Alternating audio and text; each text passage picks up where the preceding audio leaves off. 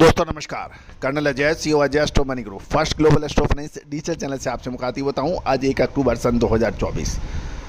दोस्तों कल अग्रिम 2 अक्टूबर सन 2024 गांधी जयंती के शुभ और पावन अवसर पर मैं पूरे चैनल और अपनी तरफ से सभी दर्शकों को बहुत बहुत बधाइयाँ देता हूँ, शुभकामनाएँ प्रेषित करता हूँ।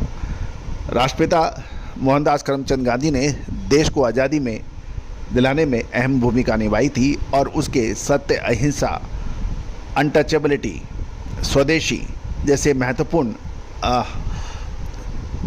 शिक्षाओं को आज देश याद करता है और उसी पे चलने का प्रण लेता है। दोस्तों आज से 70 साल पहले की जो उनका विजन था, भाईचारा, स्वदेशी, गौसेवा, राम राज्य, एक समानता, ये सब आज भी पूरे विश्व में इसके बगैर काम नहीं चल सकता। मैं पूरी टीम की तरफ से आज राष्ट्रपिता मोहनदास करमचंद गांधी को श्रद्धांजलि अर्पित करता हूँ। दोस्तों आज के एपिसोड में हम खाद्य तेलों के अंतर्राष्ट्रीय घटनाओं के ऊपर चर्चा करेंगे। अमेरिकन सोयाबीन की साप्ताहिक रिपोर्ट के ऊपर चर्चा करेंगे। ब्राज़ील में सोयाबीन की सोइंग के बारे में बात करेंगे। अमेरिका में सोयाबीन का स्टॉक और चाइना में 1 से 7 अक्टूबर तक मार्केट बंद रहने की तमाम खबरों पर आपको अपडेट करेंगे। जानिए रिपोर्ट विस्तार से। दोस्तों खबर निकल के आ रही है कि चीन का बाजार 1 से 7 अक्टूबर तक बंद रहेगा। साथ साथ पाम के मुकाबले भाव नीचे रहने से क्रूड ऑयल के भाव उठने के कारण सोमवार को सीबोट सोया ऑयल का भाव तेजी के साथ बंद हुआ। अर्जेंटीना में 4000 टन के व्यापार सौदे होने की रिपोर्ट के कारण सोमवार को सोया ऑयल के बेसिक उठाव में मजबूती थी और बेसिक और सीबोट में बढ़ोतरी के कारण सोया ऑयल के एफओबी भाव में तेजी देखी गई थी। इंडोनेशिया में सीपीओ के रेफरेंस भाव को सितंबर 839.53 लाख डॉलर से बढ़कर अक्टूबर के लिए 893.64 डॉलर प्रति टन की गई है। दूसरी ओर सीपीओ के एक्सपोर्ट टैक्स $52 से बढ़कर $74 हो जाएगा, जबकि लेवी 62.96 डॉलर से बढ़कर 67.02 डॉलर प्रति टन हो गई है। दूसरी ओर यूएसडीए के अमेरिकन सोयाबीन का स्टॉक पिछले साल के मुकाबले 1 सितंबर को 29% की बढ़ोतरी की रिपोर्ट के कारण सोमवार को सीबोट में सोयाबीन के भाव में करेक्शन देखा गया। अमेरिका से सोयाबीन का साप्ताहिक एक्सपोर्ट अनुमान में 36% बढ़ गया है। सोमवार को चीन ने अमेरिका से 1.16 लाख टन सोयाबीन खरीदने के भी समाचार मिल रहे हैं। दूसरी ओर ब्राज़ील से खबर मिल रही है कि ब्राज़ील में 2% सोयाबीन की सोइंग पूरी हो चुकी है, जबकि पिछले साल 5.2% की हुई थी।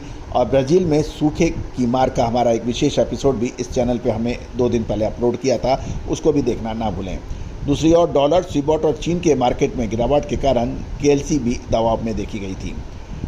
एफओबी मार्केट में पाम तेल के भाव ऊंचे हैं और लंबी अवधि में कंपटीशन में रहने के लिए उसमें करेक्शन होना नज़र आ रहा है। दूसरी ओर घरेलू तिलहन बाज़ार के अंदर हम बात करें खाद्य तेलों में, तो सरकार द्वारा बिकवाली धीमी रखने के कारण किसान और स्टॉकिस्टों के पास बहुत बड़ा स्टॉक नहीं है और ये लगातार श्रिंक हो रहा है।